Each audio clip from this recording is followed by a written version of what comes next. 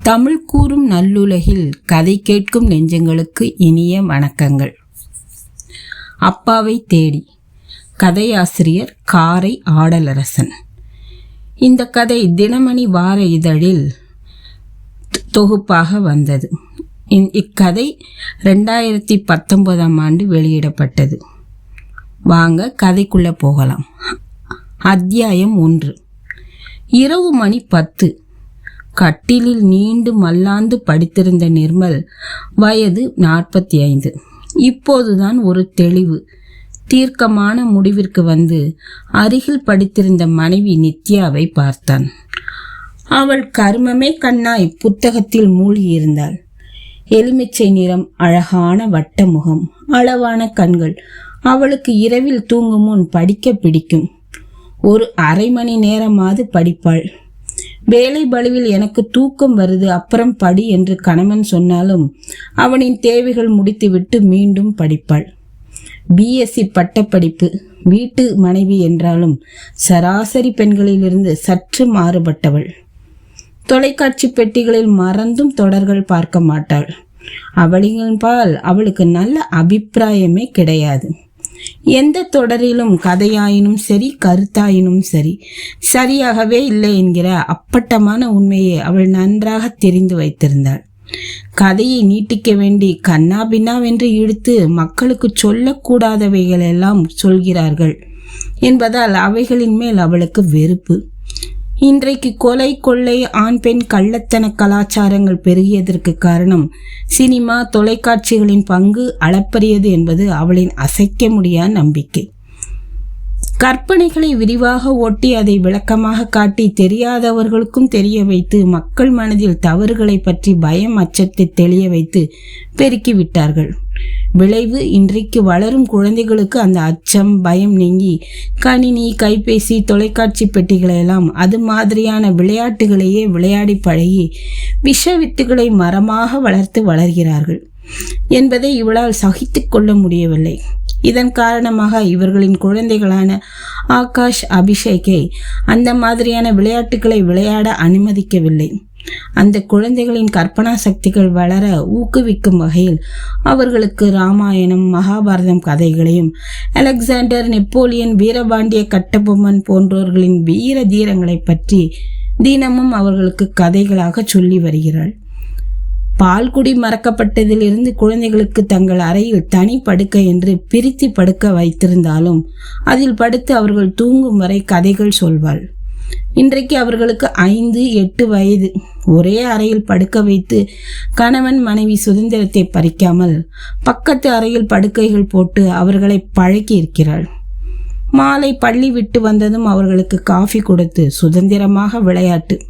அப்புறம் 6 மணியிலிருந்து 7, 7:30க்குள் அவர்களுக்கு பாடங்கள் சொல்லிக் கொடுத்து படிப்பு. அதன் பின் அவர்கள் தொலைக்காட்சி பார்ப்பு. 8:30க்கு சாப்பாடு போட்டு 9 மணிக்கு அவர்கள் படுக்கையில் அவர்களோடு படுத்து கதை சொல்லி தூங்க வைத்துவிட்டு அவர்கள் தூங்கிய பின் எழுந்து மற்ற வீட்டு வேலைகளை முடித்துவிட்டு இவர்கள் படுக்கைக்கு வருவதை வழக்கமாக கொண்டிருக்கிறார்.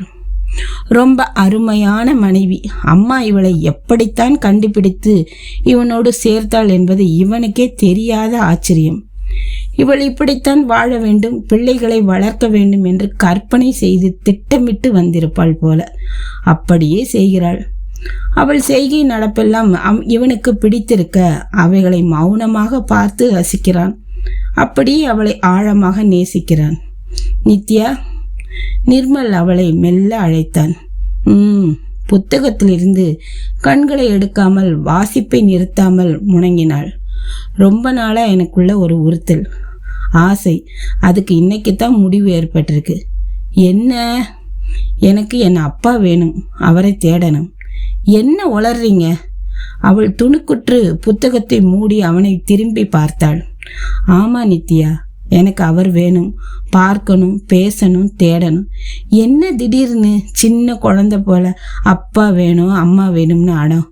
என்னவோ தெரியல, நம்ம குடும்ப உறவில் நான் மட்டும் அந்தரத்துல அனாதையா நிக்கிற மாதிரி ஒரு உணர்வு. புரியல. சிறு குழந்தையாய் உளரும் அவனை குழப்பமாக பார்த்தாள். புரியும்படி சொல்றேன். உனக்கு பிறந்த வீட்டில் அம்மா அப்பா அக்கா தம்பி எல்லாம் இருக்காங்க. எனக்கு என்ன தவிர அப்பா அம்மா கூட பிறந்த யாரும் இல்லை. அம்மா இருந்தவரை இந்த தாக்கம் இல்லை. அம்மா இறந்ததும் நம்ம குடும்பம் குழந்தையான பிறகு திடீர்னு இப்படி ஒரு தாக்கம். யோசிச்சு பாரு, புரியும் சொல்லி மனைவி முகத்தை உற்று பார்த்தான். விவாகரத்து பெற்ற தாய் மகன், நல்ல வேலை, சம்பளம், நல்ல குணநலன், வரன் வந்தது. அம்மா அப்பா முறைப்படி பார்த்தார்கள், பேசினார்கள், முடிந்தது. குடும்பம். இவர்கள் 10 ஆண்டு கால வாழ்க்கையில் இவளுக்கு இவனையும், இவன் இவ அம்மாவை மட்டுமே தெரியும். மற்றபடி கணவர், அப்பா யார், அவர் எங்கிருக்கிறார், மேலும் உற்றார் உறவினர், சகோதரன் சகோதரி உண்டா, எதுவும் தெரியாது. எனக்கு அவர் மேலே ரொம்ப பிரியம், ஆசை, பாசம். நித்யா தொடர்ந்தான். பின்ன ஏன் அவரை விட்டு பிரிஞ்சிங்க? இவள் அவனை திருப்பி கேட்டாள். நான் பிரியலை, அவரா பிரிஞ்சு என்னை அம்மாவோட சேர்த்தார். நம்முடைய 10 ஆண்டு வாழ்க்கையில நான் மனசு திறந்து ஒன்றும் சொல்லலை, நீயும் கேட்கல. அதற்கான சந்தர்ப்பங்களுக்கு வாய்க்கல. இன்னைக்கு சொல்றேன் கேள் சொல்லி எழுந்து அமர்ந்தான். நித்யாவும் எழுந்து அமர்ந்து கேட்க தயாரானாள். எனக்கு அப்போ வயசு 4, மழலையர் படிப்பு. அப்பா அம்மா 2 பேருமே பக்கத்து ஊர்களில் பள்ளி ஆசிரியர்கள். தாத்தா பாட்டியோட கூட்டு குடும்ப வாழ்க்கை. தம்பதிகளுக்குள்ள என்ன தகராறோ எனக்கு தெரியாது. அப்பா மேலே வருத்தப்பட்டு அம்மா விவாகரத்து வேணும்னு கோர்ட்டு வர போனான். அப்பாவுக்கு அம்மா மேலே ரொம்ப ஆசை, பாசம். விவாகரத்துக்காக வருத்தப்பட்டாலும் தடுக்கலை. தங்களுக்கு விவாகரத்து கிடைச்சிடும் என்கிற காலம் நெருங்கும்போது பிரிஞ்சு போகிற மனைவிக்கு யார் துணை என்கிற அக்கறை விளைவு. அந்த புரியாத வயதிலும் எனக்கு நல்லது கெட்டது எடுத்து சொல்லி, அம்மாவுக்கு நீதான் துணையா இருக்கணும், உன்னை விட்டா வேற ஆள் கிடையாதுன்னு மனசை மாத்தினார். கோர்ட்டில் அம்மா உன்னை கேட்பா, நீதிபதியும் உன் விருப்பத்தை கேட்பார். அம்மாவோட போறேன், அம்மா வேணும்னு சொல்லி அனுப்பி வைப்பாங்க சொன்னார். அவர் சொன்னபடியே செய்தேன், வந்தேன். விவாகரத்து பெற்றும் அம்மாவுக்கு அப்பா மேலே உள்ள வக்கரம் தீரலை. அவர் முகத்தில் விழிக்கக்கூடாது. அவர் மூச்சு காத்து மகன் மேலே பட்டு பிள்ளை மாறி பிரியக்கூடாது. அருகில் இருந்தால் இதெல்லாம் நடக்கும். தமிழ்நாட்டிலேயே இருக்கக்கூடாதுன்னு பெங்களூர் வந்து குடியேறிட்டாள். தன் படிப்புக்கு ஒரு வேலை தேடி என்னை வளர்த்து ஆளாக்கி உன்னையும் தேடி கட்டி வச்சு கண்ணையும் முடித்தான். நீங்கள் அம்மாவோடு வந்த பிறகு அப்பா நினைப்பே இல்லையா, தேடலையா? ஆரம்பத்தில் நான் அப்பா அப்பான்னு அழுத அடம் பிடிச்சேன். அம்மா என்னை மிரட்டி அடிச்சும் என் ஆர்ப்பாட்டம் குறையலை. தோத்து கடைசியா உன்னை விட்டா எனக்கு யார் துணைன்னு என்னை கட்டி பிடிச்சு அழுதா. பாவம்னு விட்டுட்டேன் என்றான். அத்தியாயம் 2. நித்யாவிற்கு கணவனை பார்க்க பாவமாக இருந்தது. அப்பாவை தேடியே ஆகணுமா என்று கேட்டாள். கண்டிப்பா. நாளைக்கு என் பிள்ளைங்க அம்மா தாத்தா பாட்டி இருக்காங்க, அப்பா தாத்தா பாட்டி இல்லையான்னு என்னை கேட்கக்கூடாது, குழம்பக்கூடாது. அப்பம்மா பாட்டியை பார்த்துட்டானுங்க, அப்பப்பா பாட்டனை பார்க்கல. அவர் இருக்காருன்னு காட்டணும். என் வேர் அவர்களுக்கு தெரியணும். நான் ரொம்ப அனாதையா திரியிறேன் நித்யா. நிர்மல் குரல் அடைக்க சொல்லி கலங்கினான். அவளுக்கு கணவனை பார்க்க ரொம்ப பாவமாக இருந்தது. மனம் குழைந்தது. ஆளை தேற்றும் விதமாய் அவனை நெஞ்சில் சாய்த்து, அவரை எங்கே இருக்காருன்னு தெரியுமா வாஞ்சையாய் கேட்டாள். தெரியாது, கண் துடைத்தான். எப்படி கண்டுபிடிப்பீங்க? நாங்க வாழ்ந்த பூர்வீக கிராமத்துல போய் விசாரிச்சா தெரியும். இப்போ அவருக்கு வயசு என்ன இருக்கும்? என் வயசுல 30 கூட்டிக்கோ. 45, 30, 75. அதுல 5 கழி 70. கேட்கிறேன்னு தப்பா நினைக்காதீங்க. மாமா உயிரோட இருப்பாரா? இருப்பார், இருக்கணும். இல்லாத மாயமான தேட போறீங்களேன்னு கவலையா இருக்கு. இருக்கா இல்லையான்னு தேடினாதான் தீர்வு கிடைக்கும் நித்யா. அடுத்த சந்தேகம் கேள். மாமாவுக்கு இந்த வயசுல உங்களை அடையாளம் தெரியுமா, இல்ல உங்களுக்கு தான் அவரை அடையாளம் தெரியுமா? பெத்தவருக்கு பிள்ளைய அடையாளம் தெரியும், எனக்கு அவர் முகம் தெரியும். எனக்கு என்னவோ இது வீண் கஷ்டம் தெரியுது. கஷ்டம்தான், கஷ்டப்படாம எதுவும் கிடைக்காது. பரவாயில்லை. இவளுக்கு என்ன சொல்வதென்று தெரியவில்லை. நித்யா, நான் வாழ்க்கையில நிறைவா இருக்கேன், அதில் குறை கூடாது. முயற்சி செய்வதில் தப்பே இல்லை. உங்களுக்கு அம்மா அப்பா இல்லை, குறைய என் அம்மா அப்பா நிறைவு செய்யலையா? என் மேல பரிதாபப்பட்டு பாசம் காட்டுறாங்க. ஆனா அது எனக்கு அவங்க என் மேல அனுதாபப்பட்டு போடுற பிச்சை. அதுவே எனக்கு உள்காயமா உறுத்துது. என் மேல பச்சாதாபப்படுறாங்களேன்னு வருத்தமா இருக்கு. இது என்னோட சுய இரக்கம், தாழ்வு மனப்பான்மை என்பது எனக்கு நல்லா தெரியுது. இதுல இருந்து நான் விடுதலை ஆகணும்னா நான் என் அப்பாவை தேடியே ஆகணும், அழுத்தமாய் சொன்னான். அந்த அழுத்தத்தில் உறுதி இருந்தது. நிர்மல் பேச்சிலிருந்து கணவன் மனநிலையும் கஷ்டமும் நித்யாவிற்கு தெரிந்தது. இதற்கு வழி விட்டு பிடிப்பதுதான் சரி. புரிந்தது. இழகினாள். சரி, உங்க விருப்பம், செய்யலாம். எப்போ தேட போறீங்க? நாளைக்கே கிளம்பலாம். சரி, அவரை தேடி கொண்டு வாங்க, நானும் பார்க்குறேன். வேணாம், இப்பவே கொண்டு வரேன் சொல்லி சடக்கென்று எழுந்து அகன்று அடுத்த அறைக்குள் நுழைந்தான். ஒளித்து வைத்திருப்பவரை கொண்டு வரப்போகிறாரோ சட்டென நித்யா துணுக்குற்றாள். ஆனால் சிறிது நேரத்தில் நிர்மல் தனியே தான் வந்தான். கையில் ஏதோ இருந்தது. இதுதான் என் அப்பா. தபால் கார்டு அளவில் பாதியை எடுத்து நீட்டினான். வாங்கி பார்த்த நித்யா அதில் நிர்மல் உருவத்தில் அவர் நின்றார். இது தம்பதிகள் ஜோடியாய் எடுத்த புகைப்படம் நித்யா. தன்னோட கணவர் புகைப்படத்தில் கூட இருக்கக்கூடாதுன்னு அம்மா எடுத்து வெட்டி போட்டாள். நான் எடுத்து பத்திரப்படுத்தினேன். இதையும் ஒரு நாள் கண்டுபிடித்து தூக்கி எறிய முயற்சி செய்தாள். நான் உன்னோடு இருக்கணும்னா கொடுன்னு மிரட்டி வாங்கி பத்திரப்படுத்தினேன் என்று சொன்னான். ஒரு பெண்ணால் எந்த அளவிற்கு இப்படி கணவனை வெறுத்து ஒதுக்க முடியும்? இப்படி வெறுக்கும் அளவிற்கு அவன் மேல் அப்படி என்ன கசப்பு? நித்யாவிற்குள் சிந்தனை ஓடியது. இதை வச்சு என்ன செய்ய போறீங்க என்று கேட்டாள்.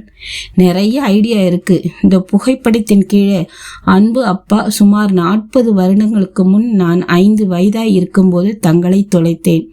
தற்போது தேடுகிறேன்.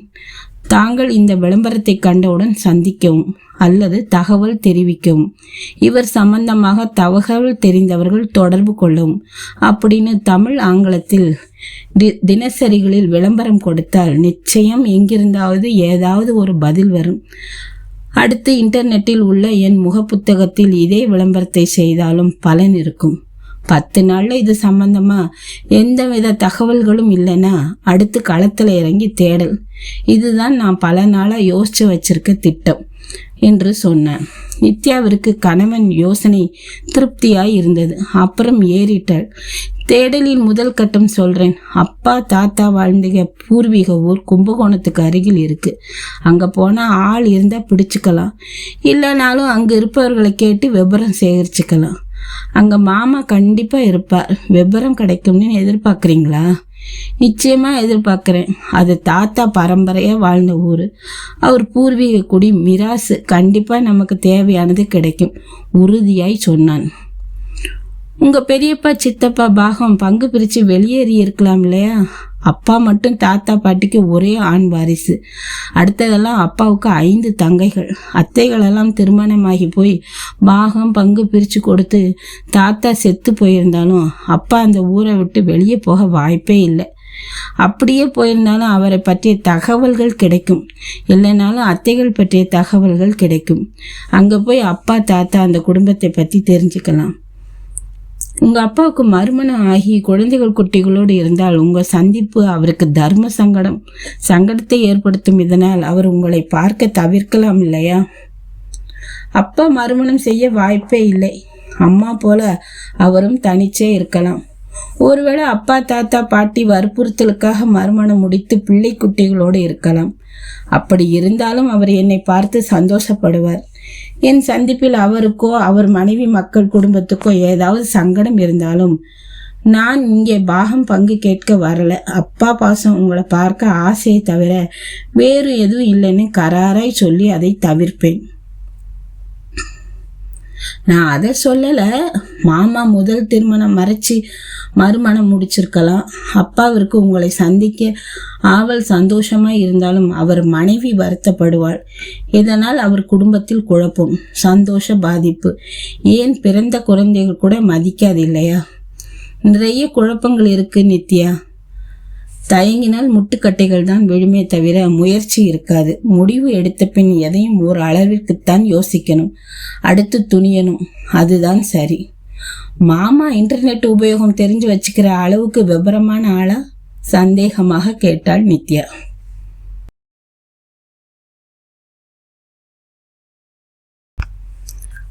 அப்பா சகலமும் தெரிந்தவர் நித்யா. அப்பவே அவருக்கு எல்லாத்தையும் கத்துக்கணும்னு ஆர்வம். தவறி அவருக்கு தெரிய வாய்ப்பில்லைனாலும் அவருக்கு பிறந்த மக்கள் என்னை போல இந்த கால பிள்ளைகள். அவர்கள் படிப்பிற்காக வீட்டில் அலைக்கற்றைகள் வசதி இருக்கும். அவர் பார்க்கலைனாலும் அவர் பிள்ளைகள் பார்த்து சொல்லிடுவாங்க. அதனால இந்த வழியும் நமக்கு வீண் இல்லை, பிரயோஜனம்தான். மனிதனுக்கு ஒரு முடிச்சு விழும் வரைதான் குழப்பம், குதர்க்கம் எல்லாம். விழுந்து தெளிவுற்ற பின் அது தெரிந்து மென்மேலும் பேசினால் வாக்குவாதங்கள் தான் தொடருமே தவிர தீர்வாகாது. நித்யாவிற்கு இந்த உண்மை நிதர்சனமாக தெரிந்தது. சரிங்க, உங்க விருப்பம் சொல்லி நிம்மதியாக படுத்தாள். நிர்மல் படுக்கவில்லை. மனைவியிடம் அனுமதி பெற்றுவிட்ட உற்சாகம். உள்ளம் சுறுசுறுப்படைந்து அதே சுறுசுறுப்பில் கணினி முன் அமர்ந்தான். நித்யாவிடம் சொல்லியது போல் முகப்புத்தகத்தில் விளம்பரத்தை பதிவு செய்தான். தினசரிகளில் கொடுக்க அதை அப்படியே ஒரு தாளில் பதிவிறக்கம் செய்து பத்திரப்படுத்தி வந்து படுத்தான். காலை முதல் வேளையாக அதை எடுத்துக்கொண்டு தினத்தந்தி, தினமலர், இந்து, இந்தியன் எக்ஸ்பிரஸ், தினசரி, நிருபர் அலுவலகங்களை தேடி கொடுத்துவிட்டு அலுவலகம் சென்றான். மறுநாள் தான் கொடுத்த விளம்பரம் அந்தந்த தினசரிகளில் வந்திருக்கிறதா என்று ஆராய்ந்தான். அவன் கொடுத்தது அனைத்துமே ஒரு எழுத்து விடாமல் அனைத்து பத்திரிகைகளிலும் வந்திருந்தது. ஒரு வார காத்திருப்பில் அந்த விளம்பரங்களினால் எந்தவித பயனும் இல்லை. ஒரு தபால், கைபேசி அழைப்பு, கதவு தட்ட நிகழ்வு எதுவும் இல்லை. விளம்பரம் யார் கண்ணிலுமா படவில்லை. நிர்மலுக்கு வியப்பாய் இருந்தது. மாமா இல்லையா? அவர் சம்பந்தப்பட்டவர்கள் எவர் கண்ணிலும் படவில்லையா? கணவனை பார்த்து மனைவி குழம்பினார். நித்யா, நிர்மல் அழைத்தான். என்ன? நான் கிளம்புறேன். எங்க? நான் சொன்னபடி அப்பா தாத்தா வாழ்ந்த பூர்வீக இடத்துக்கு. எப்போ? இன்னைக்கு ராத்திரி. எப்படி இப்படி உடனே? முன்னேற்பாடாய் சொகுசு பேருந்தில் முன்பதிவு செய்திருக்கேன். தமிழ்நாடு கும்பகோணம் பக்கம்தான், கிராமம். இடம் தெரியுமா? இடம் மாறாது, மனசுல பசுமையா இருக்கு. கால மாற்றம், அங்கே மனிதர்கள் மட்டும் மாறி இருப்பாங்க. நான் கிளம்புறேன். நீ குழந்தைகளை பள்ளிக்கு அனுப்பி பத்திரமா இரு. குழந்தைங்க கேட்டா என்ன சொல்ல? அலுவலக விஷயமா ஊருக்கு போயிருக்கேன், திரும்ப ஒரு வாரம் 10 நாள் ஆகும்னு சொல்லு. ஏன், உண்மையை சொன்னால் என்ன? சொல்லலாம். அவர்கள் மனைப்பில் எதிர்பார்ப்புகள் வரும். நான் அப்பா கிடைக்காமல் வெறுமனே திரும்பினால் ஏமாறுவார்கள். இந்த வீண் ஏமாற்றம் தேவையில்லாதது. சரி, நீங்க சொன்னபடி சொல்றேன். பத்திரமா போய் பத்திரமா திரும்புங்க. நிர்மல் சரி என்று தலையை அசைத்து சூட்கேஸில் பேண்ட் சட்டைகள் எடுத்து வைத்து மறக்காமல் ஏடிஎம் கார்டையும் எடுத்து பயண ஏற்பாடுகளில் ஆயத்தமானான். இரவு 9 மணிக்கு வீட்டை விட்டு பெங்களூர் பேருந்து நிலையம் முன்பதிவு செய்த பேருந்தில் ஏறி அமர்ந்தான். பயணிகள் நிரம்பி அது புறப்பட இவனுக்கு கோபுரங்கள் நிறைந்த கும்பகோணத்தை தாண்டி உத்திரை கிராமம் விரிந்தது. வடக்கே 1 கிலோமீட்டருக்குள் காவிரி கிளை வடிகால் நதி, கொள்ளிடம் ஆற்று பாசனத்தில் கொஞ்சம் ஊர். எங்கு பார்த்தாலும் நெல், கரும்பு, சோளம், கம்பு இத்தியாதி பயிர்கள் என்று பசுமை பசுமை ஊர். ஆரம்பத்திலேயே ஒரு குளம். அதன் வடக்கு கரையை ஒட்டி மேற்கு கிழக்கு, மேற்காக அக்ரகார தெரு, எல்லாம் சுத்துக்கட்டு ஓட்டு வீடுகள். முதல் வீடு நடுப்பண்ணை, அது மட்டுமே அக்ரகாரத்துக்கு அடையாளமாய் பிராமண குடும்பம். 2ஆம் வீடு முதல் பண்ணைக்கு சேமிப்பு இடம். அடுத்து பெரிய பண்ணை, இவன் தாத்தா பாட்டி பூர்வீகம். கடைசி சின்ன பண்ணை, மரக்காயார் பண்ணை. ஆளில்லா வீடுகள். முதல் வீட்டிற்கு இவன் வீட்டிற்கும் நேரெதிர் குட்டி குட்டி தேர்களாக குந்தி இருக்கும் நெற்களிஞ்சிய இடங்கள். தெரு கடைசியில் கிழக்கு முகமாக கீற்று கொட்டகையில் ஒரு பிள்ளையார்.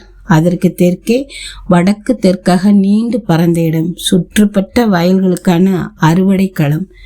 இந்த தெருவிற்கு பின் வடக்கே 2 தெருகள், அவைகளை இணைக்கும் தெற்கு வடக்கு சாலைகள். எல்லோரும் பண்ணைகளில் வேலை செய்யும் கூலி ஆட்கள். அந்த தெரு கடைசிகளில் ஒரு காமன் கோயில். இது அவனுக்காக தெரிந்து தாத்தா கட்டியது. கும்பாபிஷேகத்தன்று தாத்தா தலையில் சரிகை துண்டு, முண்டாசு பரிவட்டம் கட்டி தண்ணீர் கலசத்துடன் ஏறி அபிஷேகம் செய்தது இன்றைக்கும் இவனுக்குள் பசுமை மாறாத காட்சி. அதை தாண்டி வடக்கே ஒரு ஈச்சங்காடுகளுக்கு நடுவில் ஒற்றையாய் ஊரை மிரட்டும் ஒரு ஐயனார் கோவில்.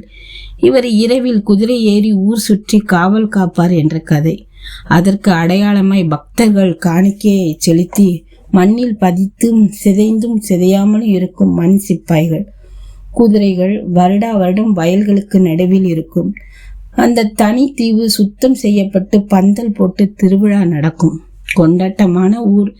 தெருக்களில் இவன் பாட்டியோடு தலை காட்டினால் போதும், எல்லோரும் இவனை பெரிய பண்ணை பேரன் என்று கொஞ்சுவார்கள். நிர்மல் இந்த நினைவுகளுடனேயே உறங்கி போனான்.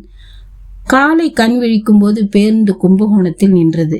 எல்லா பயணிகளுடன் இறங்கியவனுக்கு தாய் மண்ணில் கால் வைத்த சிலிர்ப்பு. அதை வினாடி நேரம் அனுபவித்துவிட்டு சூட்கேஸுடன் நடந்து அருகில் உள்ள விடுதியில் நுழைந்து அறை எடுத்து காலை கடன்களை முடித்து குளித்து சாப்பிட்டு விட்டு நிமிர்ந்தான். அறையை பூட்டிவிட்டு அடுத்து உத்திரையை நோக்கி பயணப்பட மீண்டும் பேருந்து நிலையம் வந்தான். எந்த பேருந்தில் ஏற வேண்டும் என்று பார்த்தான்.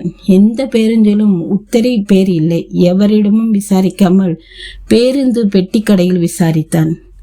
திருப்புரப்பியம் அல்லது இன்னும் ஒரு நகர பேருந்தில் ஏறினா போகும் என்று சொன்னார்.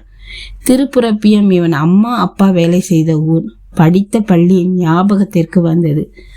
அதை ஒட்டி இருந்த நகர பேருந்து நிறுத்தம் வந்து திருப்புரப்பியம் பேருந்து ஏறினான். அது சர்க்கரை படித்துறை, காவேரி புதுப்பாலம், யானையடி என்று கூவிக்கொண்டு கிராமத்திற்குள் நுழைந்தது. அரை மணி நேரத்தில் உத்திரை நடத்துனர் குரல் கொடுத்து இறக்கினார். ஊரே மாறி போயிருந்தது. கிராமத்தின் எடுத்த எடுப்பிலேயே சாலையை ஒட்டி மேற்கால் அள்ளியும் தாமரையும் விராலும் கெண்டையுமாய் துள்ளி விளையாடிய ஊரே கொண்டாடிய குளம் காணாமல் போய் ஆகாச தாமரைகளால் மொத்தமும் மூடியிருந்தது. படித்துறைகள் இடிந்து பாழடைந்து கிடந்தது. அதன் ஓரத்தில் இதன் அழிவிற்கு காரணமான கிராம பஞ்சாயத்து குடிநீர் குழாய் இருந்தது. அதிலிருந்து வழி உபயோகப்படுத்தப்பட்ட நீர் குளத்தில் ஓடி மாசுபடுத்தியது. கிராமத்தில் குடிநீர் குழாய் மூலம் ஊருக்குள் வராதவரை குளம், குட்டை என்று மழைநீர் சேகரிப்பு இடங்களெல்லாம் மக்கள் பயன்பாட்டு புழக்கத்தில் இருந்து பராமரிப்பாக இருந்தது. அது நுழைந்த தினத்திலிருந்து மொத்தமும் பாழ். மக்கள் குளம் குட்டைகளை மறந்து மாடு கன்றுகளை கூட குழாயடிகளில் குளிப்பாட்டுகிறார்கள். விளைவு கோயில், குளம், வீடா எதுவுமாய் இருந்தாலும் பயன்படுத்தாதெல்லாம் பாழ்தானே. உச்சி வெயிலில் ஊருக்குள் ஆள் நடமாட்டம் கம்மியாக இருந்தது. எதிரும் புதிருமாக நடந்த ஒன்றிரண்டு முகங்கள் இவனுக்கு தெரியாத ஆட்களாக இருந்தது. நடந்து குளத்தை ஒட்டிய அக்ரகாரத்தில் நுழைந்தான். முதல் வீடு அன்றைக்கு பார்த்தது போலவே இன்றும் இருந்தது. தெருவில் அதிகம் நடமாட்டம் இல்லாததால் மரங்களிலிருந்து உதிர்ந்த இலைகள் ஒதுக்கப்படாமல் குப்பையாக கிடந்தது. அத்தியாயம் 4. முதல் வீட்டில் குடித்தனம் இருப்பதற்கு அடையாளமாய் வாசல் அரைவட்டமாய் கூட்டி கோலம் போட்டு சுத்தமாக இருந்தது. அதை ஒட்டி உள்ள சேமிப்பு கிடங்கு வீடு எப்போதும் போல் பூட்டியிருந்தது. அடுத்திருந்த இவன் பூர்வீக வீட்டை பார்க்க அதிர்ச்சி. வாசலும் திண்ணையும் மட்டும் இருக்க பின்கட்டு முழுவதும் இடிந்து விழுந்து குட்டிச்சுவர். அடுத்த சின்ன பண்ணை மரக்காயர் பண்ணை வீடுகள் இருந்த இடம் தெரியவில்லை. காடுகள் மண்டி கட்டாந்தரைகளாக இருந்தது. பிள்ளையார் கோயில் மட்டும் தற்போது கட்டி முடித்து பயன்பாட்டிற்கு வந்தது போல் சின்ன கோபுர கோயிலாக உருமாறி இருந்தது. அதன் தென்புறத்தில் அறுவடை கால களம் வெறிச்சோடி கிடந்தது. நிர்மல் இருந்து விட்டு போன இடம் இப்படி இடியாய் தாக்கும் என்று எதிர்பார்க்கவில்லை. ஏதோ கொஞ்சம் மாறி போயிருக்கும் என்று எதிர்பார்த்தவன் வந்தவனுக்கு இப்படி உருக்குலைந்து போயிருக்கும் என்பதை ஜீரணிக்க முடியவில்லை. மெதுவாய் நடந்து முதல் வீட்டு வாசலில் நின்றான். வாசல் வராண்டா, அதை தாண்டி திண்ணை. உள்ளே சன்னல் கதவு திறந்து வாசல் கதவு சாத்தியிருந்தது. சார் அழைத்தான். யாரும் எட்டி பார்க்கவில்லை, குரல் கொடுக்கவில்லை. மறுபடியும் அழைக்க, ஏன்னா வாசலில் யாரோ நிற்கிறா. எலுமிச்சை நிறத்தில் அழகான பெண்ணின் முகம் சன்னலில் தெரிந்து மறைந்தது. யாரடி? ஆண் குரல். நேக்கண்ணு தெரியும் பாருங்கோ. அடுத்த நிமிடம் 50 வயது ஆள் எட்டி பார்த்தார். பின் அவரே வாசல் கதவை திறந்து வெளியே வந்து, யார் நீங்கன்னு கேட்டார். நான் பக்கத்து வீடு பெரிய பண்ண. அங்கே ஆளே இல்லையே. நீங்கள் எங்கிருந்து வர்றேன்? கிராமத்திற்கு அறிமுகமில்லாத இவனை மேலும் கீழுமாக பார்த்தார். நான் பெங்களூர் இன்ஃபோசிஸ் இன்ஜினியர். உள்ளே வாங்கோ. மனிதனுக்கு இல்லாத மதிப்பு மரியாதை பணத்திற்கும் பதவிக்கும் உடன் வந்தது. பரவாயில்ல, நான் இந்த ஊர் பூர்வீக குடி இல்லை. வந்து 4 வருஷம் ஆச்சு. பக்கத்தில் சுவாமி மலையில் தாசில்தாராக இருக்கேன். இது என் ஒன்று விட்ட மாமா பையன் வீடு. அவன் இந்த வீட்டையும் கொஞ்சம் நிலத்தையும் மட்டும் எனக்கு விற்றுட்டு பாக்கி எல்லாத்தையும் விற்று சுருட்டிட்டு சென்னையோட போயிட்டான். அவன் செஞ்சது ரொம்ப நல்ல காரியம். இப்போ தண்ணி கூலி ஆள் பஞ்சம் விலையேற்றம்னு விவசாயமே பால். நீங்கள் யாருன்னு சொன்னீங்க? நான் பெரிய பண்ணை ஆத்து பேரன். பிராமணாளா? இல்லை, உங்கள் பேச்சில் நேக்கும் அப்படி வந்துடுச்சு, தவிர்க்க முடியல. இல்லை நக்கல், மன்னிக்கணும். எதிரி பேசுனா பேசுவாளையும் உடன் பிடிச்சு விடும் தொத்து வியாதி. நான் இந்த ஊரை விட்டு போய் 40 வருஷம் ஆயிடுச்சு.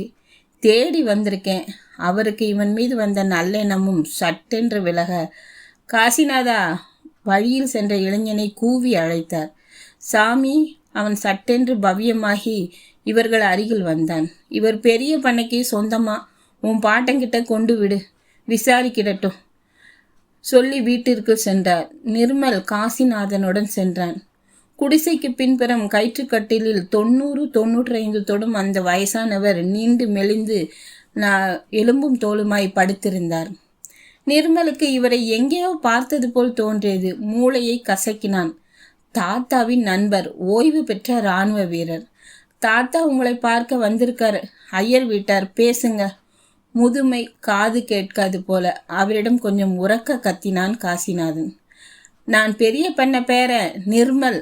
இவனும் உரக்க கூவினான். அவர் விழிக்க மீண்டும் இறைந்தான். புரியல என்பது போல் அவர் கையை மட்டும் அப்படி இப்படி அசைத்தார். தாத்தா, இவர் பெரிய பண்ண பேரன் காசிநாதன். அதிக சத்தத்தில் அவர் காதில் கூவினான். அன்பரசன் பையனா? அவருக்கு இப்போது காது கேட்டது.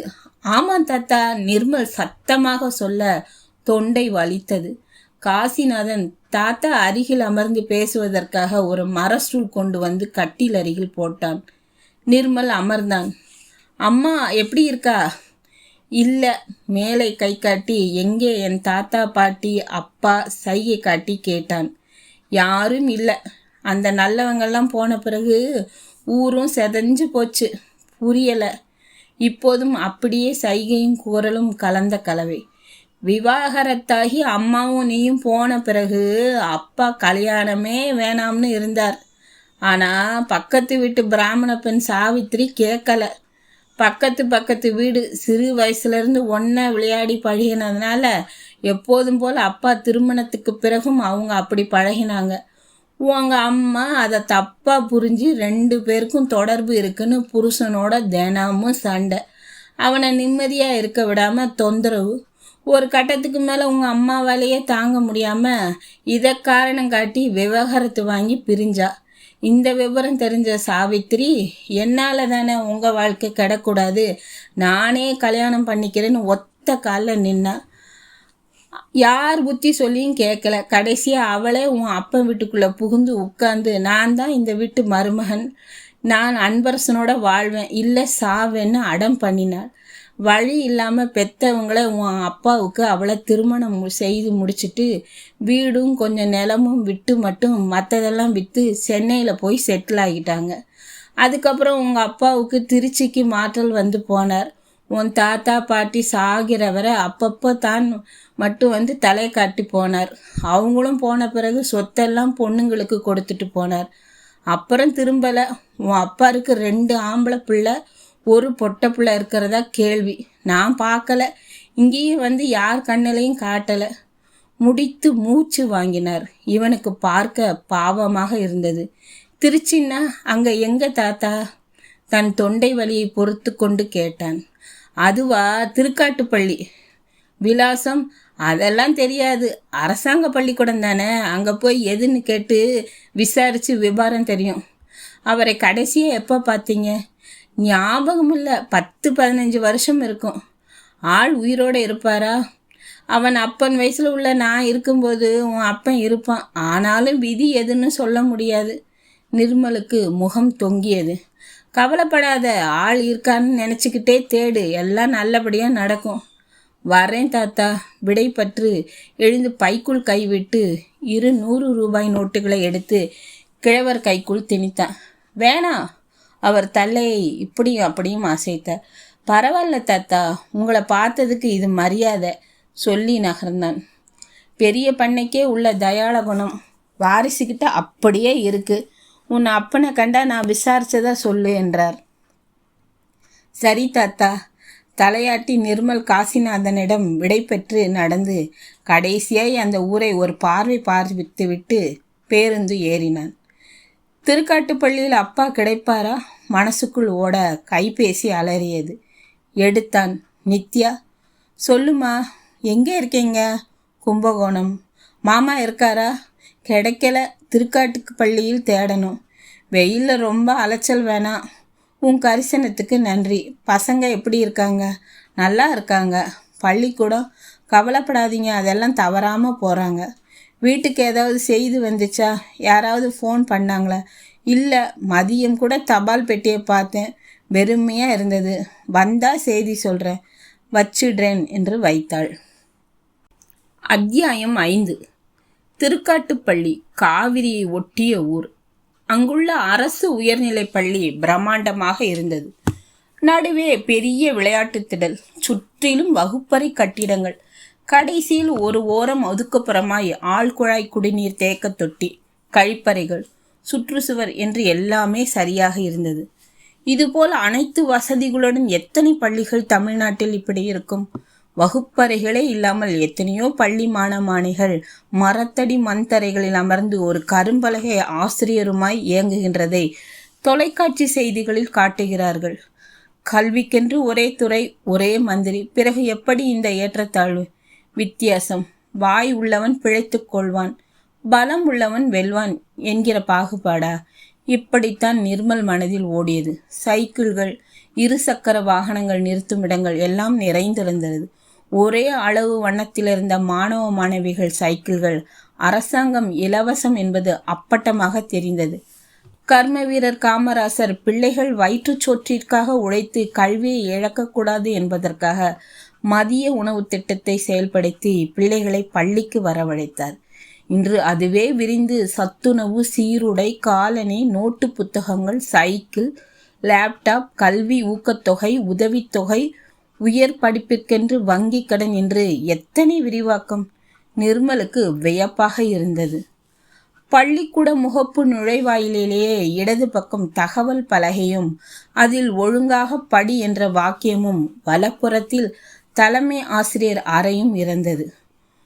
உள்ளே 55 நெருங்கிய ஒல்லி ஒனசலான நெடிய உருவம், சோடா புட்டி கண்ணாடி, கையில் பேனாவுடன் மேசை மீது எதையோ மேய்ந்து கொண்டிருந்த தலைமை ஆசிரியர் அறையை ஒட்டிய வாசல் பெஞ்சில் 45 விதவை பெண் கடைநிலை ஊழியை வெற்றிலை வாஞ்சையுடன் இருந்தாள். சாரை பார்க்கணும். நிர்மல் அவளிடம் தகவல் தெரிவித்தான். அவர் எழாமல் உடலை வளைத்து அறையை எட்டி பார்த்தாள். யாரும் இல்லை, போகலாம் என்பதை உறுதி செய்து கொண்ட பின் உள்ளே சென்று செய்தி சொன்னாள். அவரிடமிருந்து வாய் வார்த்தையாய் பதில் வரவில்லை. தலையசைத்தார். அவள் வெளியே வந்து போங்க மெல்ல சொல்லி தன் இருக்கையில் அமர்ந்தாள். உள்ளே நுழைந்து எதிரில் நின்ற நிர்மலை தலைமை ஆசிரியர் நிமிர்ந்து பார்க்காமலேயே கையிலுள்ள பேனாவை விளக்காமல் எதிர் நாற்காலியில் அவனை அமரச் சொல்லி கையை காட்டினார். நடு நாற்காலியில் அமர்ந்தான். சொல்லுங்க.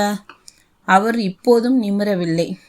சார், நான் அன்பரசன் தலைமை ஆசிரியர் மகன் நிர்மல், பெங்களூர். அவர் விலாசம் வேணும். தான் வந்த விஷயத்தை சொன்னான்.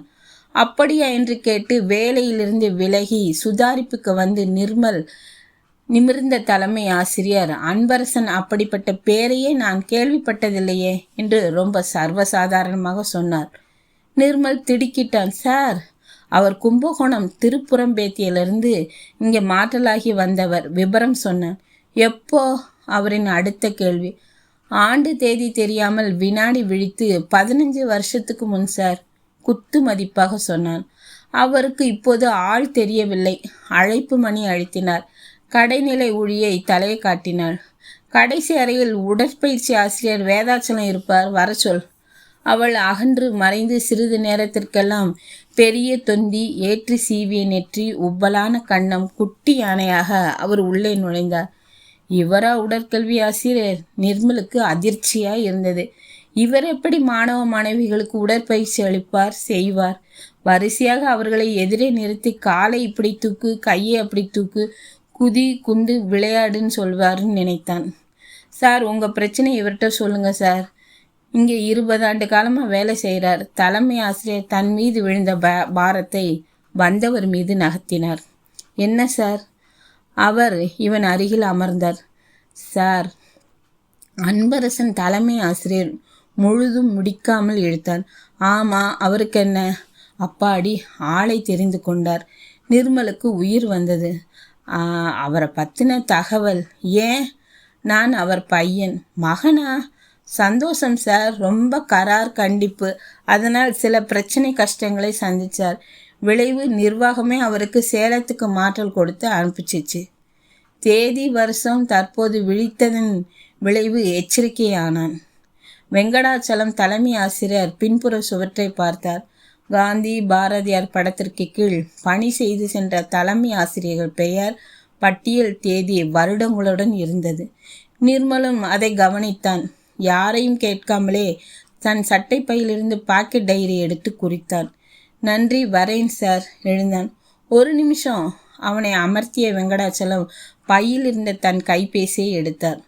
ஹலோ, யாருடனோ தொடர்பு கொண்டார். ராமநாதன், நான் வெங்கடாச்சலம் பேசுகிறேன். அன்பரசன் தலைமை ஆசிரியர் உங்கள் பள்ளியிலேருந்து தானே ஓய்வானார்? எனக்கு அவர் விலாசம் வேணும். என் நண்பர் ஒருத்தர் பெங்களூர்லேருந்து அவரை தேடி வந்திருக்கார், உதவணும். எப்படி இப்படி கேட்காமலே உதவும் மனிதர்கள். நிர்மலுக்கு அவர் மேல் மதிப்பும் மரியாதையும் வந்தது. தலைமை ஆசிரியர் விடுப்பில் இருக்கார், ஃபைல் பார்த்து சொல்ல முடியாதா? எப்படியாவது உதவணும். ரொம்ப நெருங்கிய நண்பர். அவர் ஓய்வூதியம் பெறும் கருவூல அலுவலகத்தில் போய் கேட்டால் சரியான முகவரி கிடைக்குங்கிறது சரி. அதுக்கு ஓய்வூதிய எண் வேணுமே. சட்டையிலிருந்து பேனா எடுத்து அருகில் இருக்கும் வெள்ளைத்தாளை நகர்த்தி, சரி சொல்லு. சொல்ல சொல்ல எழுதி முடித்து, உன் உதவிக்கு நன்றி. நண்பரை அனுப்பிட்டு அப்புறம் பேசுகிறேன். அனைத்து நிர்மல் பக்கம் திரும்பி, சார், இது அன்பரசன் சார் ஓய்வு பெற்ற தேதி, வருஷம். இதை நீங்கள் எடுத்து போய் சேலம் கருவூலத்தில் காட்டி விபரம் சேகரிச்சுக்கோங்க. கொடுத்தார். வாங்கி பார்த்த நிர்மல், சார், ஓய்வூதிய எண் என்றான். தேவையில்லை, தைரியமாக போங்க. எங்களை போல் உதவி செய்ய ஆள் இருப்பாங்க.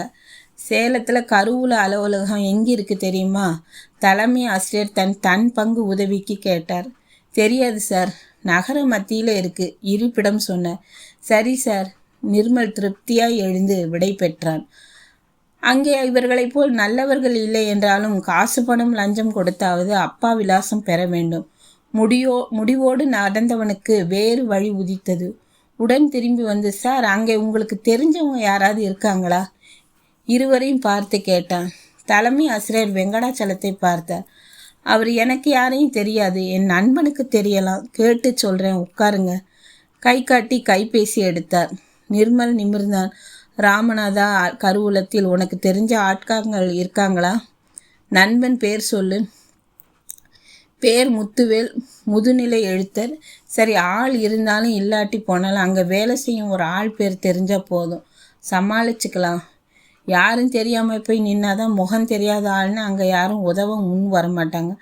பேர் சொன்னால் ஆள் இருந்தாலும் லாபம், இல்லாது போனாலும் நஷ்டம் இல்லை. அடுத்து இருப்பேன், அவர் நண்பர்னு நினச்சி உதவுவான் சொன்னேன். நன்றி சார். நிர்மல் அவர்களுக்கு மனதார சொல்லிவிட்டு வெளியே வந்தான். அத்தியாயம் 6. சேலம் கருவூல அலுவலகம் 3 அடுக்கு கட்டிடமாக இருந்தது. மேலே அரசாங்க கணக்கு வழக்கு அலுவலகம், கீழே கருவூலம் இருந்தது. வாசலில் தொங்கிய கரும்பலகையில் ஓய்வூதியர்கள் கவனத்திற்கு வழக்கம் போல் இந்த மாதம் 30ஆம் தேதியிலிருந்து தங்கள் ஓய்வூதிய தொகையை வங்கி மூலம் பெற்றுக்கொள்ளலாம். பயனாளிகள் அதிகாரியை சந்திக்கும் நேரம் 10 மதியம் 1 மணி என எழுதியிருந்தது. நிர்மல் அலுவலகத்திற்குள் நுழைந்தான்.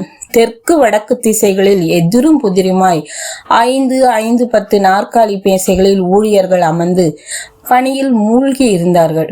அவர்களை மேற்பார்வையை பார்த்து கவனிக்கும் கண்காணிப்பு அதிகாரி இரு பிரிவிற்கும் நடுவில் உள்ள மேசை நாற்காலியில் அமர்ந்து கோப்புகளில் மூழ்கி இருந்தார்.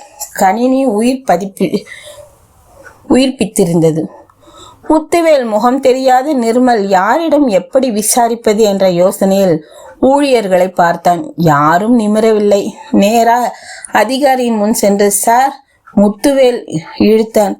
என்ன விஷயமா அவரை தேடுறீங்க? நிமிர்ந்தார். அலுவலக வேலையா? நான் பெங்களூர் இன்ஃபோசிஸ்ல வேலை. உட்காருங்க. மறுபடியும் வேலைக்கும் இடத்திற்கும் மரியாதை. அமர்ந்தான். முத்துவேல் இப்போ இங்க இல்ல. சென்ற வாரம் இங்கிருந்து மாற்றலாகி கன்னியாகுமரி பொதுப்பணித்துறையில் பணி. இப்போ உங்களுக்கு என்ன உதவி தேவை கேளுங்க. சார், இந்த தேதியில் ஓய்வான தலைமை ஆசிரியர் அன்பரசன் விலாசம் வேணும். நான் கொண்டு வந்திருந்த தாளை நீட்டினான். வாங்கி பார்த்த அவர், ஓய்வூதிய எண் இல்லை, இருந்தால் சுலபமா கண்டுபிடிக்கலாம். எதுக்கு உங்களுக்கு அவர் விலாசம்? இவனை ஏறிட்டார். சார், நான் அவரோட முதல் தாரத்து மகன் என்று ஆரம்பித்து எல்லா விஷயத்தையும் விலாவரியாக எடுத்து சொன்னான். அதிகாரி அவனை ஆழமாக பார்த்தார். சார், நான் சொல்றது சத்தியபூர்வமான உண்மை. எனக்கு அப்பாவை சந்திக்கிறத தவிர வேற எந்த நோக்கமும் இல்லை. பத்திரிகைகள்ல விளம்பரம் கொடுத்து பதில் இல்லாம புறப்பட்டு வந்திருக்கேன் சொல்லி தன் தோல் பையில் இருந்த தினசரிகளை எடுத்து அவரிடம் நீட்டி ஆதாரங்களை காட்டினான். அதிகாரி பத்திரிகைகளை வாங்கி விளம்பரங்களை கவனமாக மேய்ந்தார். சார், அவர் இருந்த இடமெல்லாம் தேடி விசாரிச்சு கடைசியா இங்க வந்திருக்கேன். அவர் உயிரோடு இருந்தாலே சந்தோஷம், பார்த்தால் போதும் பரவசப்பட்டான். அதிகாரிக்குள் மனம் இறங்கியது. அன்பரசன் அப்பா பேர் என்ன? தாமோதரன் சார். தன் தாத்தா பெயரை சொன்னான். அவர் கணினியை தட்டி அன்பரசனை ஆராய்ந்தார். 5 வினாடிகளுக்கு பிறகு, பயப்படாதீங்க, அவர் இந்த மாசம் வரை ஓய்வூதியம் எடுத்திருக்கார். நிமிர்ந்தார். நிர்மல் வயிற்றில் ஜிலீர் என்று பனிக்கட்டி உணர்வு. ரொம்ப சந்தோஷம் சார். உணர்ச்சி பெருக்கில் கை கூப்பினான். அதிகாரி அதை சட்டை செய்யாமல், ஆனா ஆள் உயிரோடு இருக்காரா இல்லையான்னு உத்தரவாதம் சொல்ல முடியாது. உண்டை தூக்கி போட்டார். என்ன சார் சொல்றீங்க? அதிர்தான். சடக்கென்று முகம் வேர்த்தது. பதட்டப்படாதீங்க. இப்போ சம்பளம், ஓய்வூதியம், அரசாங்க பண பட்டுவாடங்கள் எல்லாம் வங்கி மூலம்தான் பரிவர்த்தனை. அந்த வகையில் ஏடிஎம் கார்டு யார் கையில் இருந்தாலும் பணம் எடுக்கலாம். அப்படி அவர் பணம் இந்த மாதம் வர பட்டுவாடை ஆகியிருக்கு. வருஷத்துக்கு ஒரு முறை மே மாசம் மட்டும் பயனாளிகள் அலுவலகத்துக்கு நேர்ல வந்து இங்கே கோப்புகளில் கையெழுத்து போட்டுதான் உயிரோட இருக்கிறத உறுதி செய்வாங்க. அந்த வகையில் அன்பரசன் சென்ற ஏப்ரல் மாதம் இங்கே வந்து கையெழுத்து போட்டிருக்கார். இப்போ ஏப்ரல் தாண்டி ஆகஸ்ட். இந்த இடைவெளியில் ஆள் இருக்கலாம், இல்லாமல் போகலாம். அடுத்த மே மாதத்தில் தான் ஆள் எப்படி என்று தெரியும். அதனால் அப்படி சொன்னேன் என்று விளக்கம் அளித்தார். நிர்மலுக்கு அவர் சொல்வது ஏற்றுக்கொள்வதா இருந்தாலும் வயிற்றை கலக்கியது. என் மனசுல பட்டதை சொன்னேன், அதுக்காக வருத்தம் வேணாம். நம்பிக்கை தான் வாழ்க்கை. உங்க அப்பா அன்பரசன் நிச்சயம் இருப்பார், கண்டிப்பா கிடைப்பார். அப்படியே கிடைக்கலனாலும் வருத்தப்படுவதால் இழந்தது எதுவும் வந்து விடாது. தேடினோம், இருக்கிறார். இல்ல, நிம்மதி. சரியா கேட்டு எதிரில் இருந்த நிர்மலை உற்று நோக்கினார். சரி சார். இவன் தலையசைத்து தலை கவிழ்ந்தான். நான் உங்களை ரொம்ப கலவரப்படுத்திட்டேன்னு நினைக்கிறேன். அவர் இப்போ இந்த இடத்துல இருக்கிறாரோ இல்லையோ, எங்ககிட்ட இருக்கிற அவர் விலாசம் சொல்றேன், எழுதிக்கோங்க. நிர்மலுக்கு அவரின் இந்த பேச்சிலும் உதை விழுந்து வலி வந்தது. எண் 10, 5வது குறுக்கு தெரு, காந்தி நகர் விரிவாக்கம், சேலம். எழுதி நிமிர்ந்தான். சார், அவர் கைபேசி தொலைபேசி எண் கேட்டான். தொலைபேசி கைபேசி எண் 2ம் இருக்கு, அது கிடைச்சாலும் பயன்படுத்திக்கங்க எண்களை சொன்னார். நிர்மல் அவைகளை கைபேசியில் பதிவு செய்து அந்த எண்களை தொடர்பு கொண்டான். தொலைபேசி எண்களில் உயிர் இல்லை. கைபேசி எண்கள் தாங்கள் தொடர்பு கொள்ளும் வாடிக்கையாளர் எண் உபயோகத்தில் இல்லை. பதில், அதிலும் உயிரில்லை. நீங்க சொன்னது ரொம்ப சரி சார். இந்த காந்தி நகர் இங்க எங்க இருக்கு சொன்னால் நான் நேரடியா போறேன் என்றான். ஏற்காடு போற வழியில மலை அடிவாரம், பழங்காலத்து மாடர்ன் ஸ்டுடியோ, நேர் எதிர்க்க போகணும். நீங்க ஆட்டோ பிடிச்சு போங்க, சரியா கொண்டு விடுவாங்கன்னு சொன்னார். சரி சார். எழுந்து கை குலுக்கி விட்டு வெளியே வந்தான். சிறிது தூரம் நடந்து ஆட்டோ பிடித்து விலாசம் சொல்லி ஏறி அமர்ந்தான். அரை மணி நேரத்தில் அது அந்த விலாசத்தில் இறக்கி விட்டு சென்றது. சாவித்திரி பவனம். ஒற்றை மாடி வீடாய், எந்தவித அலங்காரமும் இல்லாமல் ரொம்ப அமைதியாய் இருந்தது. நகருக்கு பின் பச்சை பசேல் மலை. அப்பா இயற்கை பிரியர். வயல்வெளிகளுக்கு சென்றால் உடன் வரமாட்டார், ரசிப்பார். பசுமை என்றார் அவருக்கு உயிர். அந்த வகையில் இந்த இடம் தேர்வு. நிர்மலுக்கு தெளிவாகியது. இது அவர் விருப்பமில்லாமல் குடும்ப உறுப்பினர்கள், மனைவி, மகன்கள் விருப்பமாக கூட இருக்கலாம் நினைத்தான். வாசல் கதவு சாத்தி இருந்தது. அழைப்பு மணி அழுத்தினான். அப்பா திறக்க போகிறார், பார்க்க போகிறோம். மனம் திக் திக் என்று அடித்தது. கதவு திறக்க வேறு ஆள் வேட்டி பனியனில் வெளியே வந்தார். யார் சார் நீங்க கேட்டார். இது அன்பரசன் வீடு தானே? ஆமா, அவரை பார்க்கணும். அவர் இல்லை. எங்க? அவர் வீட்டை வாடகைக்கு விட்டுட்டு ஏற்காடுல ஒரு முதியோர் இல்லத்துல இருக்கார். எதிர்பார்க்கவில்லை, துணுக்குற்றான். முதியோர் இல்லம். குழப்பமாக இருந்தது. அவர் மனைவி மகளெல்லாம் வெளிநாட்டுல இருக்காங்க. இவர் மட்டும் இங்க தனிச்சு இருக்கார். பேச்சு துணைக்கு ஆள் இல்லாம அவருக்கு இவ்வளவு பெரிய வீட்டுல தனியா இருக்க பிடிக்காமல் முதியோர் இல்லத்துல இருக்கார். குழப்பத்திற்கு விடை கிடைத்து மனம் நிம்மதி அடைந்தது. அவர் இங்க எப்போ வருவார்? வர்றதில்ல. வீட்டு வாடகை நாங்க அதை மாசம் அவர் வங்கி கணக்குல சேர்த்துடுவோம். அவர் கைபேசி எண் இருக்கு. ஆனா எவருக்கும் கொடுக்க கூடாதுன்னு கண்டிப்பு. ஏன் நாங்களே அதுல பேசினதில்ல. முதியோர் இல்லம் விலாசம் அது சொல்லலாம். ஏற்காட்டில் இறங்கி அன்னை அபிராமி முதியோர் இல்லம்னு கேட்டா எல்லோரும் வழி காட்டுவாங்க. ஆட்டோல ஏறினா 5 நிமிஷத்துல கொண்டு விட்டுருவான். நன்றி சொல்லி திரும்பினான். மனைவியுடன் தொடர்பு கொண்டு பேசி முடித்து ஆட்டோ ஏறி ஏற்காட்டு பேருந்தில் அமர்ந்தான். அத்தியாயம் 7. ஏழைகளின் ஊட்டி ஏற்காடு கண்களுக்கு குளிர்ச்சியாய் பசுமையும் உடலுக்கு இதமான குளிருமாய் இருந்தது. ஏரி, பேருந்து நிலையம், பூங்கா எல்லாம் அருகருகிலேயே இருந்தது. சுற்றுலா பயணிகள் கூட்டம் அதிகம் இருந்து ஆறாவிரமில்லாமல் மிதமான நடமாட்டத்தில் நகரம் இருந்தது. மக்கள் எல்லா இடங்களிலும் இருந்தார்கள். ஏரியில் படகு விட்டார்கள். பூங்காக்களில் பெண்கள் கூட்டம், குழந்தைகள் கும்மாளம். நிர்மல் வேடிக்கை பார்த்து கொண்டே வரிசையாய் நின்ற ஆட்டோவை நோக்கி சென்றான். Sir, auto. அவர்களில் ஒருத்தன் இவனை நெருங்கி சவாரி பிடித்தான். அன்னை அபிராமி முதியோர் இல்லம் போகணும், வாங்க. ஆட்டோ ஒரு சின்ன மேடு ஏறி இறங்கி அதன் வாசலில் நின்றது. பெரிய வாசலில் அரைவட்ட வடிவில் அன்னை அபிராமி முதியோர் காப்பகம் என்று பெரிதாக எழுதியிருந்தது. கதவு அகல திறந்து வெளிர் நீல நிற சீருடையில் வாயில் காப்பாளி அமர்ந்திருந்தார். வாசல் கதவில் இடம் காலி இல்லை என்ற அறிவிப்பு தொங்கியது. வாசல் கதவை பார்த்தபடி பர்ணசாலை அமைப்பில் அலுவலகம். அதன் நடுவில் மேசை நாற்காலியில் 45 வயதில் ஒரு பொறுப்பாளர். அவர் முன் ஒரு கணினி, அருகில் ஒரு உதவியாளர். அவர் மேசை மீது சில கோப்புகள். கணினி அலுவலகத்தை சுற்றிலும் தோட்டம், அழகாய் வெட்டிவிடப்பட்ட வண்ண வண்ண செடிகள், பூக்கள். அவைகளுக்கு இடையே அங்கங்கே ஓய்வெடுக்க சிமெண்ட் பெஞ்சுகள். அதில் அங்கொன்றும் இங்கொன்றுமாய் ஜோடியாகவும் தனித்தும் முதியோர்கள். இடைவெளி விட்டு பின்னால் ரொம்ப தாராளமாக இடைவெளி விட்டு முதியோர்கள் தங்கும் இடங்கள். நிர்மல் வாசலை நெருங்க, சார், யாரை பார்க்கணும்? காவலாளி தடுத்து விசாரித்தான். அலுவலகம் போகணும். பேசாமல் வழிவிட்டான். நிழல் தெரிய பொறுப்பாளர் நிமிர்ந்தார். நிர்மல் அவருக்கு வணக்கம் சொல்லி தான் வந்த விஷயத்தை சொல்லி அமர்ந்தான். குருஜி, அன்பரசன் இருக்காரா? பொறுப்பாளர் அருகில் இருந்தவரை கேட்டார். இல்ல சார். எங்க? நாகப்பட்டினம் போயிருக்கார் சார். ஏன்? தன் முதல் மனைவி பையனை தேடி போறேன்னு சொன்னார். இதை கேட்டு நிர்மல் துணுக்குற்றான். மகன் அப்பாவை தேடி வந்திருக்கிறார், அப்பா பிள்ளையை தேடி போயிருக்கார். என்ன விசித்திரம்! வியந்த பொறுப்பாளர், எப்ப போனார் என்று கேட்டார். போய் 1 வாரம் ஆச்சு. அங்கே தன் முதல் மனைவி தோழியை பார்த்து தாய் பிள்ளையை பத்தி விசாரிக்கணும்னு போனார். பேர் மும்தாஜ்னு சொன்னார்.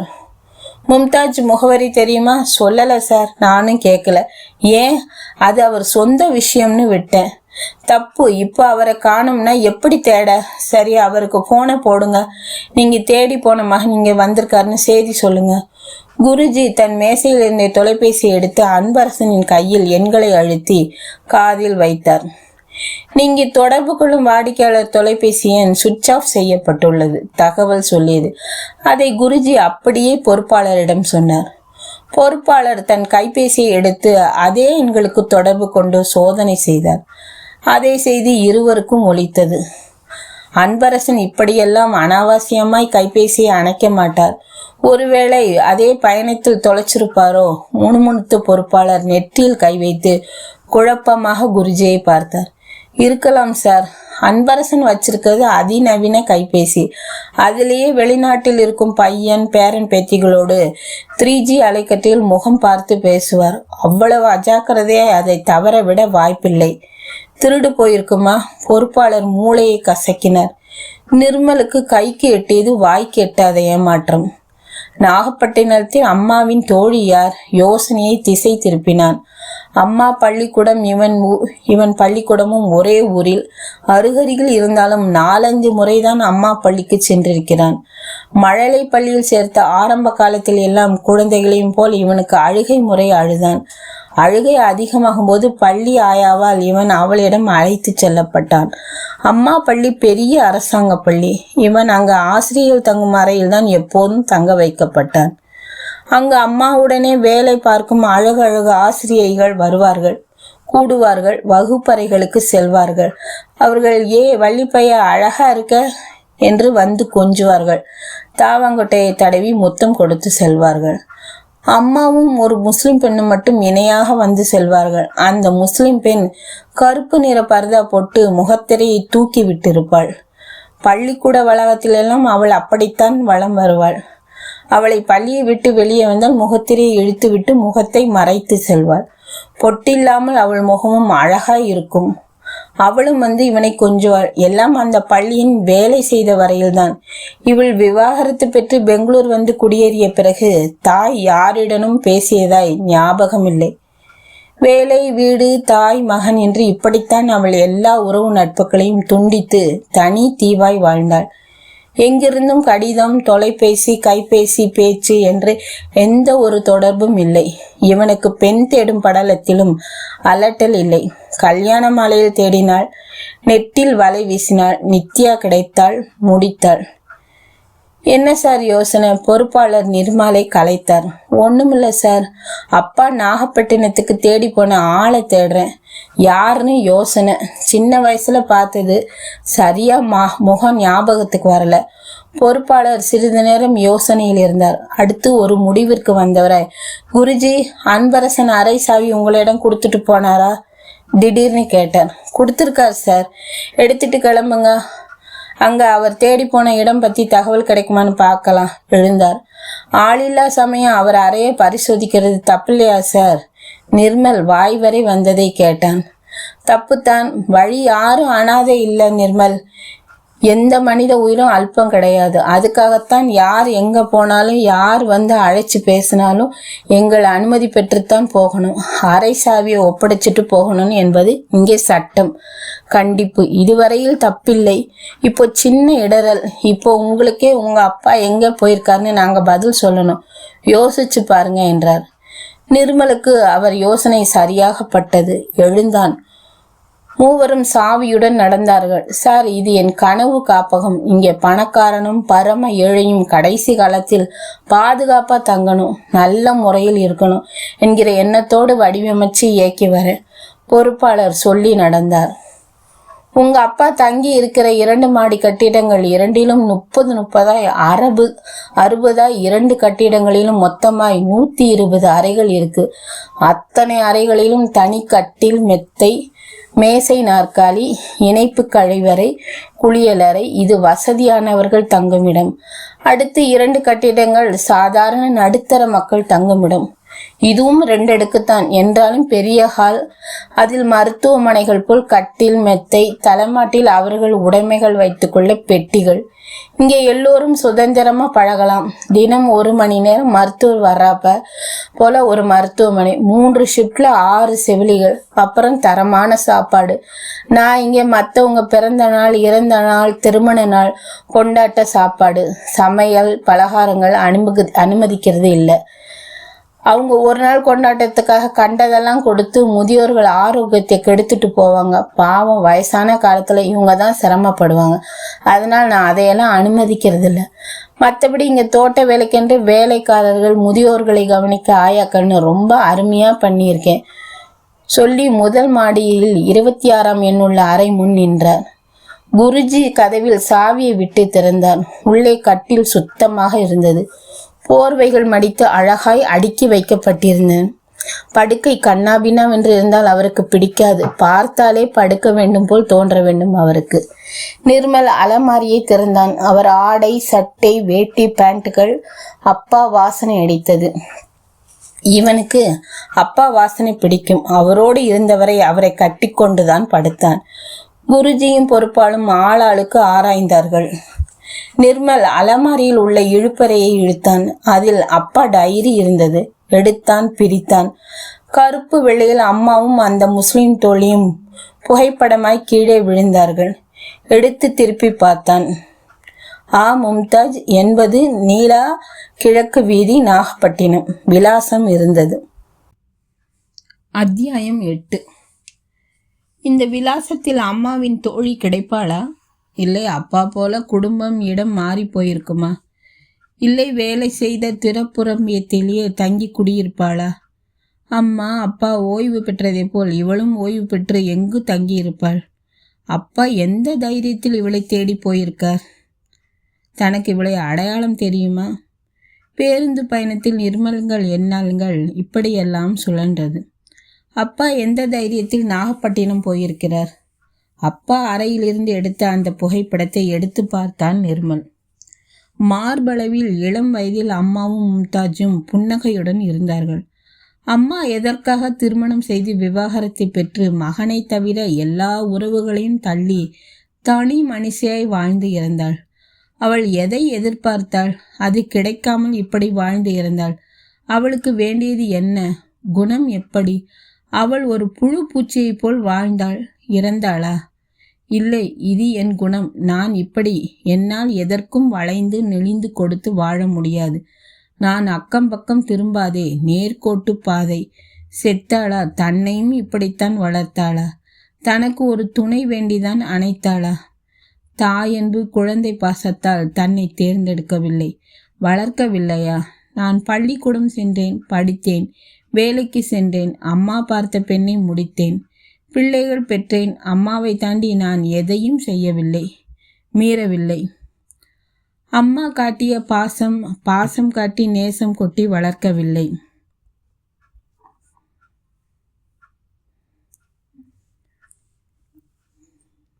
சிறு வயதில் அப்பாவை நினைக்காதே, கேட்காதே என்பதுதான் அம்மா கண்டிப்பு, கட்டுப்பாடு. அதை செய்யாதே, இதை செய்யாதே, அவனோடு சேராதே, இவரோடு சேராதே என்று மற்ற எதிலும் அவள் தலையீடு இல்லை. அம்மாவிற்கும் பிள்ளைக்கும் ஒட்டும் இல்லாத, உறவும் இல்லாத வாழ்க்கை இவனுக்கு புரிந்தது. ஆனாலும் நான் அம்மாவை போல் யாரையும் ஒதுக்காமல் எல்லோரையும் வெறுக்காமல் வாழ்கிறேன். எப்படி இது? யாரையும் காயப்படுத்தாமல் அனுசரித்து போகிற அப்பா குணம். இது தானாக வந்த வரம், அப்பாவினால் பெற்ற குணம். நிர்மலுக்குள் இப்படி புரிதல் தோன்றியது. அம்மா இன்றிருந்தால் 65 வயது. 60இல் ஓய்வு பெற்று தனக்கு திருமணம் முடித்து மருமகள் பேரப்பிள்ளைகளோடு மகிழ்ச்சியாய் வாழ்ந்து இருந்தாள். அப்படி என்றால் இந்த மும்தாஜுக்கு வயது 65 அல்லது 70. எப்படி கணக்கு போட்டு மும்தாஜை வயதான தோற்றத்தில் கற்பனை செய்தான்? கண்டுபிடிக்க முடியுமா? இருப்பாளா, இறந்திருப்பாளா? மனசு குழம்பியது. அப்பா எப்படி இவளை தேடி புறப்பட்டார்?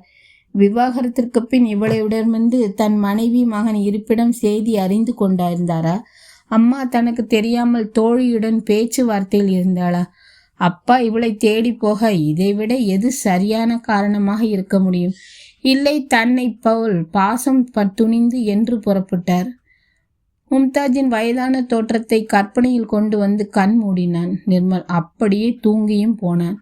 விழித்து பார்க்கும்போது பேருந்து நாகப்பட்டினம். பேருந்து நிலையத்தில் நின்று பயணிகள் எல்லோரும் இறங்கினார்கள். காலை கண் விழிப்பில் பேருந்து நிலையம் பளிச்சென்று இருந்தது.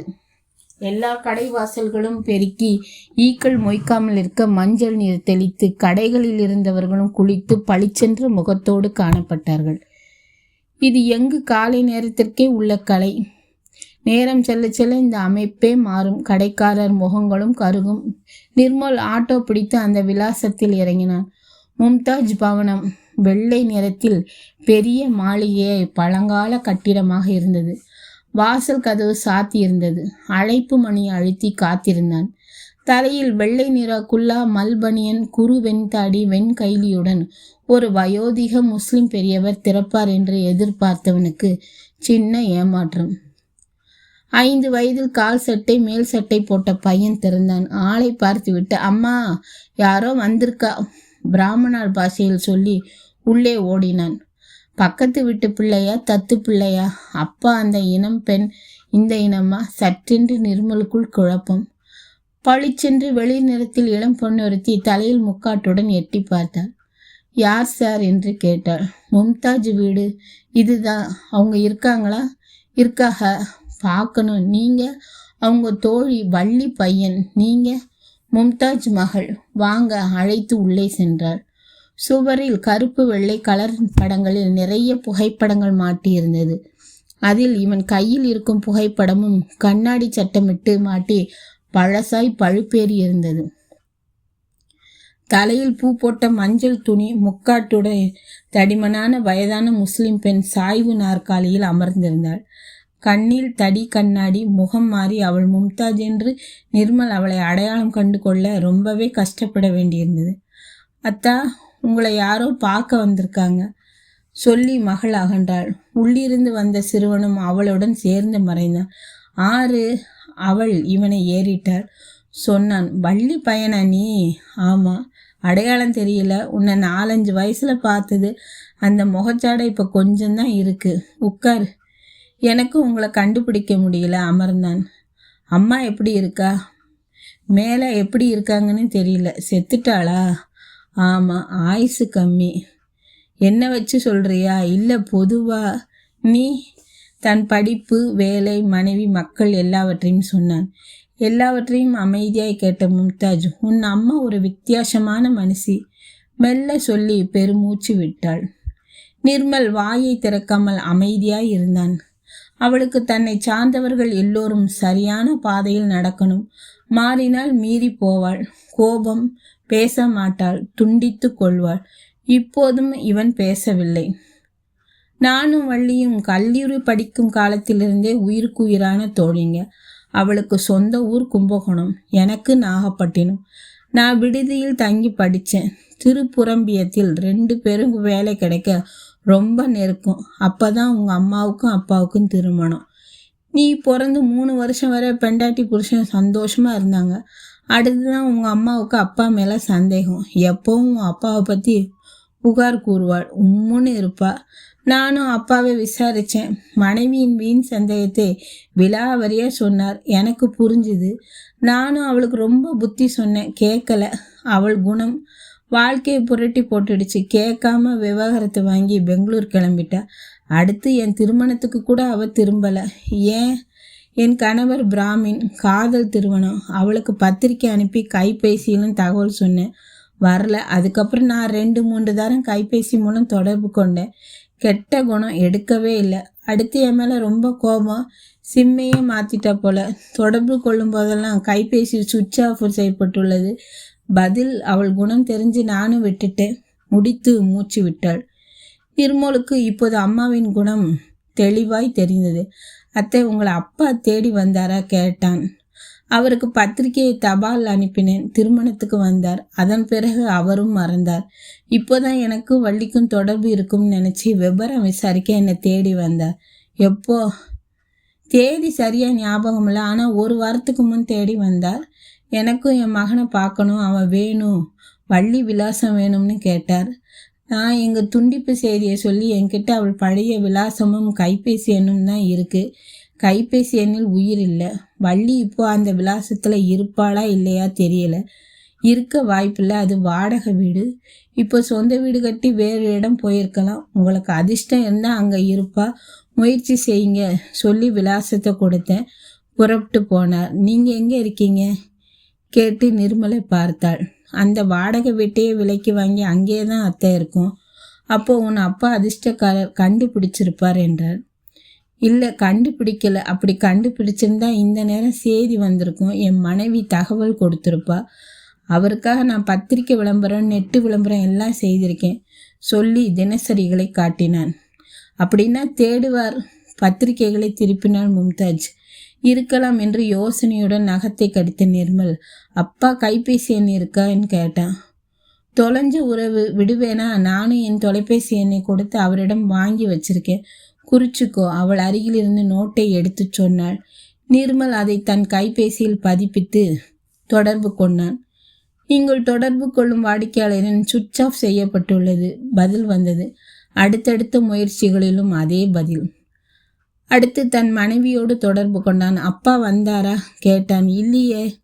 அணைத்தான். எங்கே போயிருப்பார்? யோசனை. மறுபடியும் உங்களை பார்க்கிறேன் அத்தேன்னு எழுதான். பார்க்கிறதோடு நிறுத்தாத நிர்மல், நம்ம உறவு தொடரணும். அப்பாவை கண்டுபிடிச்சதும் செய்தி சொல்லுன்றன்னு சொன்னாள். விடை பெற்று வெளியே வந்தான். அப்பா பெங்களூரில் எங்கு எப்படி அலைகிறாரோ கவலையில் பேருந்து நிலையம் வந்து தாமதம் இல்லாமலாம் செல்ல கண்ணில் பட்ட திருச்சி பேருந்தில் ஏறினான். அது அம்மாப்பேட்டையில் போகும். அத்தியாயம் 9. நிர்மல் கண் விழிக்கும் போது தலையில் காலில் கட்டு. வின் வின் வின் என்ற வலி. தலையை திருப்பி அப்படியும் இப்படியுமாய் திருப்பி பார்த்தான். வரிசையாய் கட்டில்கள், நோயாளிகள், நடமாடும் செவிலிகள். மருத்துவமனை துல்லியமாக தெரிந்தது. எப்படி வந்தோம், என்ன நடந்தது, இவனுக்குள் கேள்விகள் முளைக்க கட்டிலுக்கு முன் தள்ளு வண்டியில் மருந்துகளுடன் நகரும் செவிலியே நர்ஸ் அழைத்தான். அவள் திரும்பினாள். என்ன வேணும்? பின்னால் ஒரு பெண் குரல் கேட்டது. யார்? திரும்பி பார்த்தான். தலைமாட்டி கையில் ஊசியுடன் ஒரு செவிலி. பக்கவாட்டில் வந்து திரும்பி படுங்க, இடுப்புல ஊசி போடணும். திரும்பி படுத்தான். பூ போல விரல் வைத்து வலி தெரியாமல் அவள் ஊசி போட்டாள். ஒரு சிலருக்குத்தான் இப்படி நோயாளிக்கு வலி இல்லாமல் ஊசி போட தெரியும். அது அவர்கள் கைவாகு, தொழில் நுணுக்கம். சிலர் ஊசியை குத்தினாலே போதும், சுருக்கென்று வலி வரும். சிரஞ்சியை அழுத்தி மருந்து ஏறும்போது வலி இன்னும் அதிகமாகும். சிலர் போட்டால் போட்ட இடம் வீங்கிவிடும். மேலும் சிலருக்கு மருந்து பரவி உடலில் கலக்காமல் அது கட்டியாகி அந்த இடத்தை அறுவை சிகிச்சை செய்ய வேண்டிய நிலை வரும். இவள் ஊசியை போட்டதில்லாமல் நல்லா தேய்ங்க என்று நோயாளிக்கு கட்டையிலிடாமல் நன்றாக தேய்த்து விட்டாள். நன்றி சிஸ்டர். சொல்ல வேண்டும் போல் இருந்தது. சொன்னான். பரவாயில்ல, எதுக்கு அழைச்சிங்க? நான் எப்படி இங்கே வந்தேன்னு தெரியல. சொல்கிறேன்.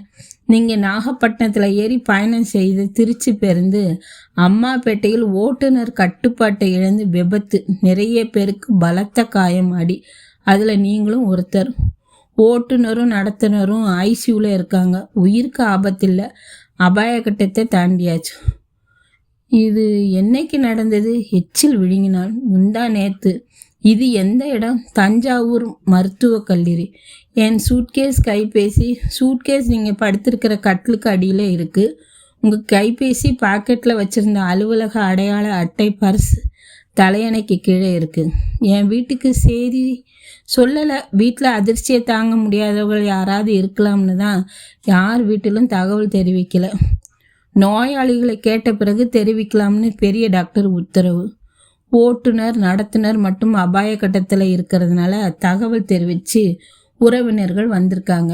நீங்கள் இன்னைக்கு தான் கண் விழிச்சிருக்கீங்க. எனக்கு தெரிஞ்சது இவ்வளோதான். நான் வீட்டுக்கு தகவல் சொல்லிக்கலாமா? அது உங்கள் விருப்பம், தாராளமாக சொல்லிக்கலாம். அவள் நகர்ந்தாள்.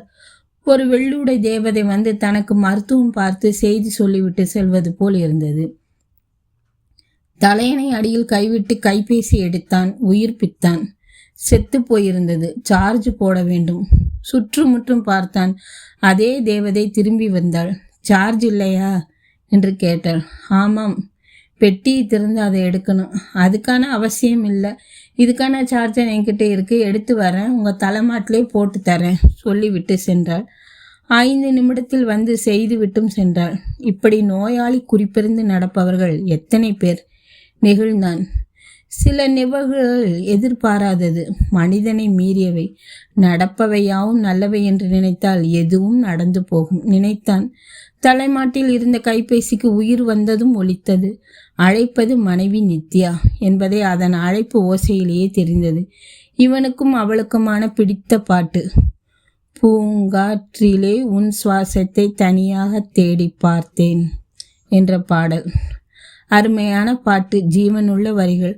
பாட்டை போலவே அவளும். பாட்டு முடியும்னு எடுத்தான். என்ன 2 நாளாக ஃபோனை காணோம்? மன்னிக்கணும், வேலையாக இருந்தேன், பேச முடியல. எங்கே இருக்கீங்க? தஞ்சாவூரில். தேடினது போதும், வாங்க. ஏன், உங்கள் அப்பா வந்தாச்சு.